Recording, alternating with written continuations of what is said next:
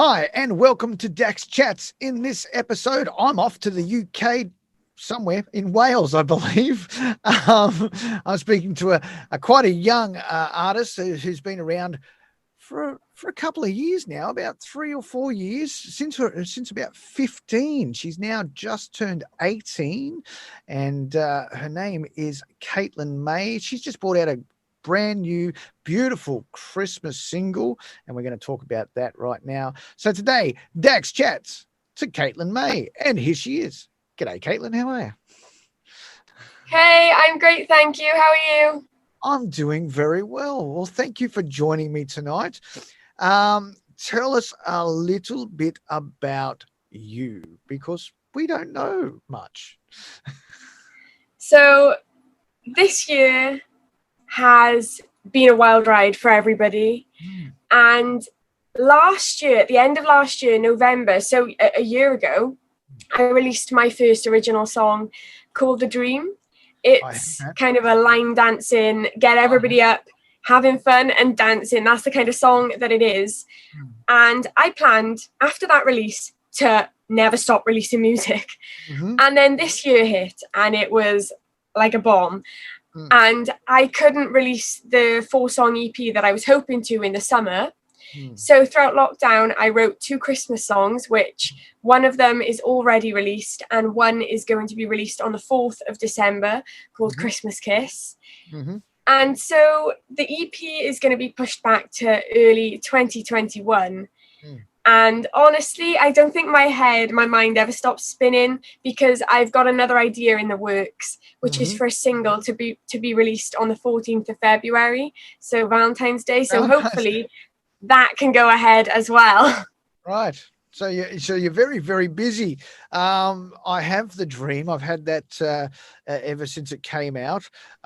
Great song. And now Thank you. The new song, because obviously you couldn't bring out the EP when you wanted to.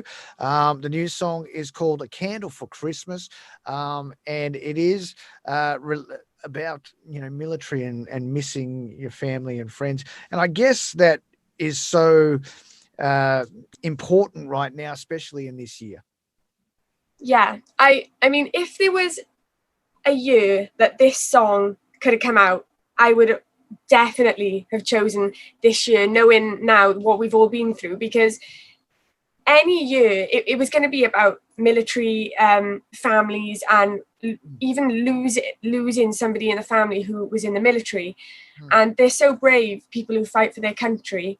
And I just wanted to write a song that people could feel connected to, even if they weren't with the people they loved. But then it fell at such a time that this year, even people not connected to military are finding themselves in situations where they can't spend Christmas with the people they love.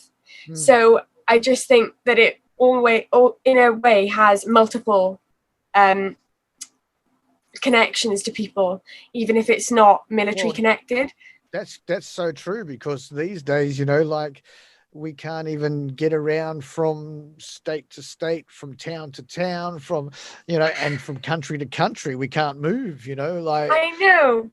Like, one of the weirdest years in history. Yeah, one set of my grandparents lives in Spain, and my other grandparents live 20 minutes away, and we haven't seen either. So really, the difference, the fact that it's a plane ride away to visit my grandparents in Spain has not made a difference this year, because we haven't seen any of them.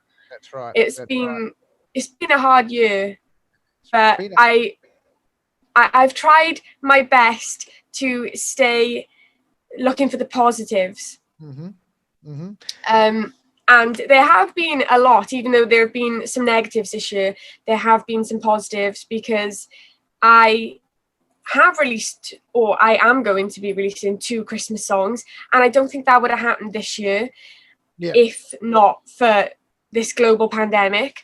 Correct. And at least the EP is still in the works. It couldn't be released in the summer, which is when I wanted it to go out, but it's still coming. So your biggest claim to fame right now, apart from your recent success with the singles, is 2019. You joined Carrie Underwood on stage for her Cry Pretty UK tour. What was that like for you? Because that must have been an idol or someone you would have looked up to, and here you are up on stage with her. Carrie Underwood has been for years my biggest inspiration. And people say, don't meet your heroes. So when I knew I had this opportunity, I was so excited, but at the same time, not performing with her. I wasn't necessarily nervous for that because I love the stage, but I was kind of nervous for meeting her and talking to her beforehand, because you just never know. They could be completely different to what they seem like on TV or on the radio, but she was exactly what I would have hoped for and what I expected. She was so down to earth, and she was just so amazing to talk to. And the crew, before I actually met her backstage, said, don't let her know that you're singing with her later on. Keep that a surprise, you know? So I was like, oh. So I walked in and I didn't say a word. And the first thing she did, and all these cameras are pointing at us, and she's like, I'm singing with you later. And I was like, you know, I can't believe you know. It was just, she was so nice. And she'd even said she'd watched my YouTube videos, and she was like, I know you're a performer, so make the stage your own tonight and just do your thing. So I even had something to make me feel even more comfortable, because I already said to my parents, I'm going to do what I do on stage, and I'm going to move around and I'm going to perform, because I feel it comes much more natural to move around the stage than just stand there. I tend to lose myself in whatever song I'm singing. And I just think the best way to connect with an audience is to really move around and just do what comes natural. I'll tell you a story. Because it relates to what you just said. I think it was about 2006. I was doing it was a radio contest. And the winner of this contest was going to be able to get to perform with an artist in Australia that I've admired for many, many years. Yeah. And I won. Wow. So we get to the venue. His name's John Stevens. He had a band called Noiseworks in Australia. He's very, very, very good vocalist, right? And so we get to the venue, and his management come out. He hasn't come out. He's backstage somewhere. His management come out and said, so which song do you want to sing with him? And I said, I want to sing this song. And they're like, oh, we don't know. That's one of his, A-class songs. It's one of his most famous songs. I don't know that, he want to do that. And it was really weird. I was feeling really bad. And and then, anyway, they came back and said, look, he's agreed, so no problem. So he'll call you up on stage. So I was in the crowd. He didn't even know what I looked like or anything. He'd never come out to meet me or anything. Wow. Like that. And so time came for him to call me up on stage, and he calls me up on stage, and I come out through the crowd and up onto the stage. He hands me a beer on the stage, all right, because we could still drink on stage back then. Yeah. He hands me a beer, and he whispers in my ear, he says, look, just join me in the chorus, right? He's thinking I didn't know what I was doing, right? Yeah. And so anyway, the music starts, off we go. And did I wait? No, I went bang. I went straight out. I went straight for it. And the next minute I turned around, I looked around, and he's moved to the side of the stage, and he was doing this. He was like, oh, wow. Man, this guy's got a voice, like he didn't. That's incredible. He didn't think, and the crowd was crazy. They were going off. It was a brilliant experience. And then after his show had finished, he joined me out in the crowd for a beer. Oh, so that's amazing, because that's the most incredible experience, to just feel like they think you're amazing. Because I mean, it was incredible. I I couldn't really hear everything. So after I performed on stage, the buzz is just you've still got the adrenaline. So Yeah, absolutely. all the clapping and the cheering and the screaming was really like numbed. I couldn't fully hear how like loud it was in there. And when I watched the video back, Carrie was like, I better watch my back. And I was like, what? That's incredible. And she was like, yes, ma'am. Yes, ma'am. And like, it was just incredible knowing how down to earth she is. And no matter the successes she's had, she's still just the most incredibly kind person. So let's get back to you. She is a wonderful person, but we're talking about you today. So you've got a new single coming out December 4th. It's Christmas Kiss, and it's already had this great review. It's on your Facebook page. Tell us what you felt when you saw that review. So I was just over the moon because it's such a contrast to A Candle for Christmas, and you just never know when you release two songs, they're quite close together, and one tells this story of loss, and then the other one tells this story of hope and having a crush at Christmas time, and something that people don't really have to think about. They can just listen and lose themselves in the lyrics and just dance and have a great time. And that's what Christmas is all about. So hopefully when people hear the song, that's exactly how they'll feel. So I was just over the moon to read the review, and it just made me feel like everything that's happened this year happened for a reason. Oh, for sure. Absolutely. Now, talking about Christmas, I guess it's hard for a lot of people. I know that Thanksgiving just happened in the United States, and a lot of government officials were telling people to stay away from their families.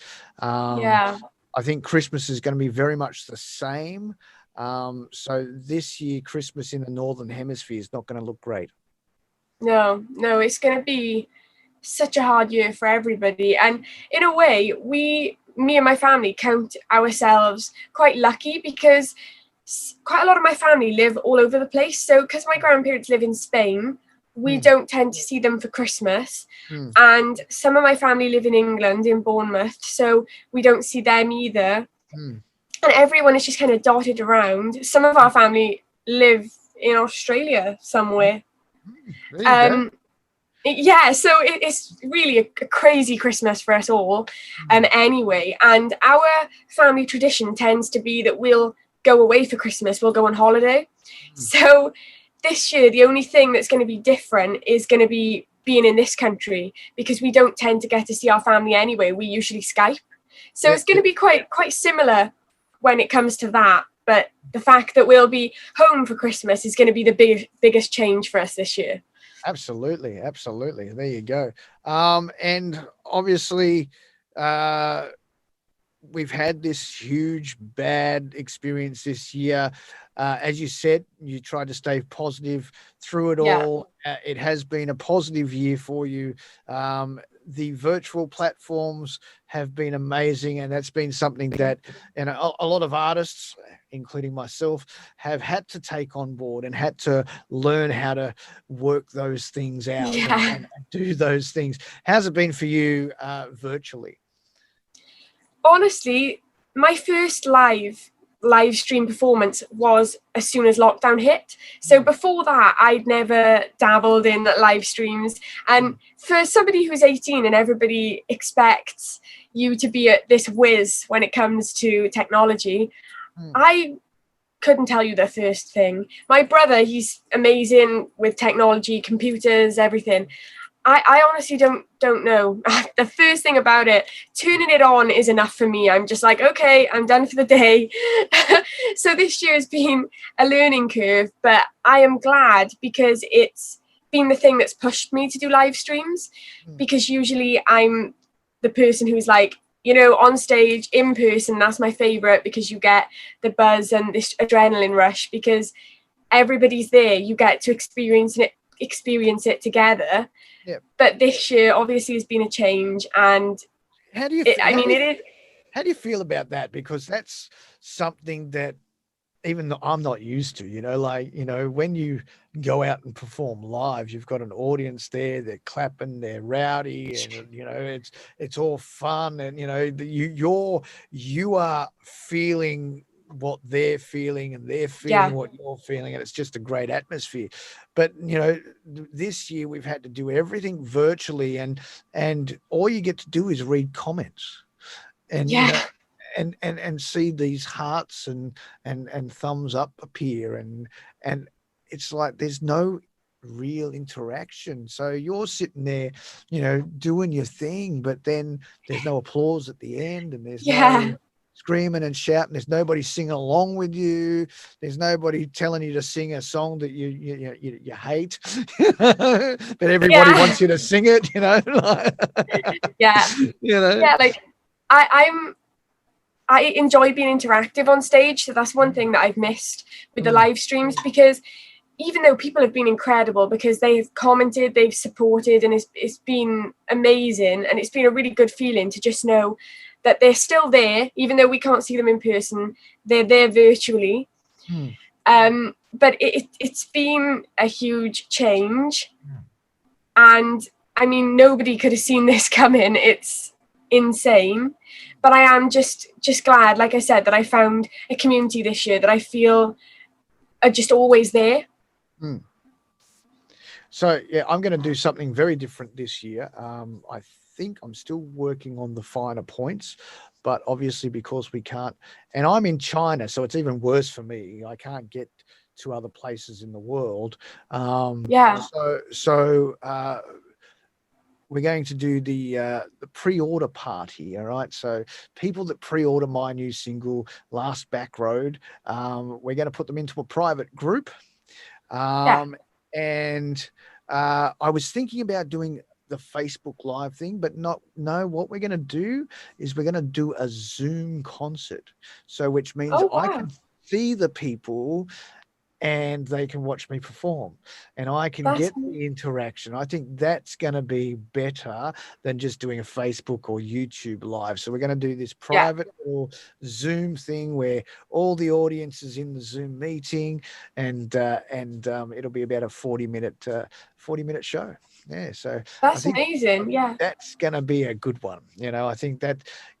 And I think every artist should do that, just do little private Zoom calls or Skype calls. I think for the free thing, you can only have 40 minutes. So you've got to, arrange your schedule so that you've talking to them and stuff like that. So I think that's what I'm going to do. 40 minutes of music and talking and interacting with people through Zoom for anybody that pre-orders my new single. There you go.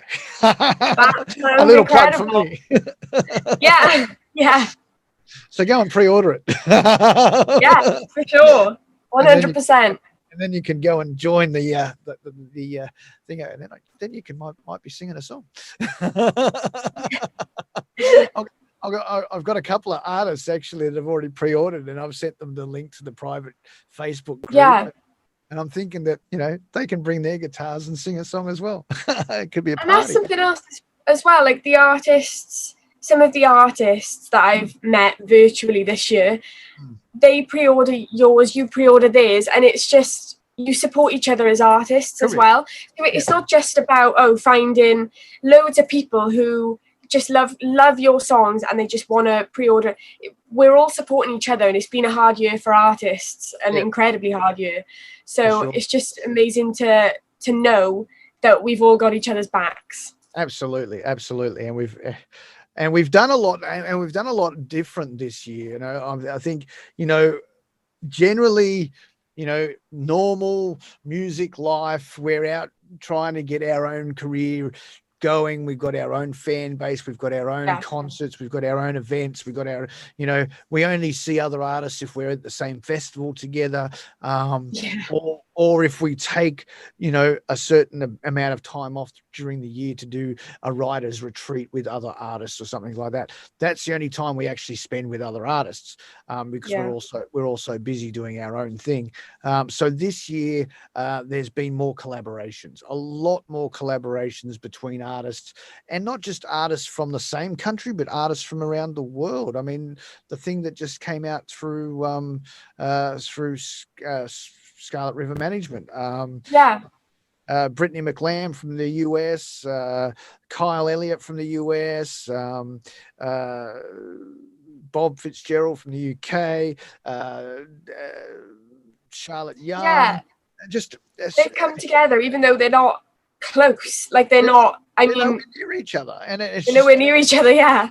right, and it's just absolute. It was an absolutely beautiful song. I was like, that's great, and that's happened the world over. I mean, people in Australia have done the same thing. They've been in different Yeah. states. They've done everything, from their own homes, from their own home studios. Sent the tracks to somebody to mix it and produce it down, and bang, there you go. This beautiful thing comes out. I Um, know and even it's and even more artists are writing with other artists that they normally wouldn't write with. So yeah, that's exactly. And I just think as well, it's given us so much time to kind of really explore who we are as artists and mm, be able, because for me, I know I've been able to write a lot deeper. I've mhm, been able to really sit down and say, this is where I want to go with this song. And I've been able to dig so deep that mm. I just can't wait to release those songs. But I need to slow myself down because I know I've got the EP that is recorded and just needs a few finishing touches. And then now I've got this single that I want to release on Valentine's Day. 14th of February. So if I keep jumping the gun all the time, I'm never going to get those things done. So I need to narrow my focus. So how many tracks are on the EP? So there are 4 tracks on the EP. Mm. Yeah, and I mean, maybe in the future I could get an album together. That would be incredible. I'm just wondering, do you hold back on creating an EP, even though it's sort of ready to go, because you've got this idea of having this song for why don't you add this song to the back of the EP, release it as a single off the EP, and then release the EP in March? I know there are so many different avenues, and I keep like talking about different ideas, and then I'm like, I can't change too much because people are going to be like, hang on, this was the idea, but the idea has already changed because it was meant to be out in the summer. So Yeah, honestly, I think wherever it takes me, I'm willing to follow any path because I just think whatever happens is meant to happen. So maybe that is what I'll end up doing. it sounds like a good idea, because if you've got this thing that you want to get out for Valentine's Day, then do it. Absolutely. You've got these Christmas songs which are a separate entity. Yeah. But the dream's there. It's done well for you. Everybody's looking forward to this. The next single is the one that you bring out on Valentine's Day, and then Yeah. then a month later you go and here's the rest of the EP. There you go. There's 5 Yeah. tracks. Yeah, that sounds like an incredible idea. Honestly, I need to write all these things down. I've got so many different ideas. So write it down. I'm like, yeah, I'll tell your mum. yeah. Honestly, spider diagrams in my house everywhere with just like these ideas. Absolutely.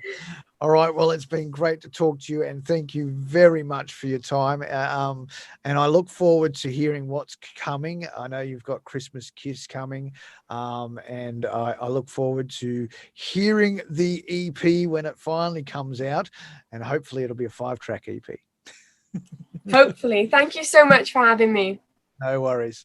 All right, ladies and gentlemen, that was Caitlin Mae. Her brand new single is called A Candle for Christmas, and that's available on all your major streaming platforms, Spotify, Apple Music. You can download it on iTunes, of course, and Amazon.com, or you can listen to it on the Country Thunder Network. Just go to there, thecountrythundernetwork.com, and hit the Country Thunder Network logo to go to the player to request the songs straight from the player. You can also look out for her next single, and that's coming out on the 4th of December, and that's called Christmas Kiss. So look out for that one. Pre-order is coming. Is pre-order ready already? Yeah, pre-order is available. Okay, so there you go. From the green room, pre-order is available right now. So get out and pre-order that on iTunes now. I'd like to thank our sponsors for coming on board. Fab APC, thank you very much for that. And as always, we are proudly supported by Neon Horse in Stanhope, Victoria. I'm DJ Dax. You've been watching Dax Chats. And until next time, bye for now.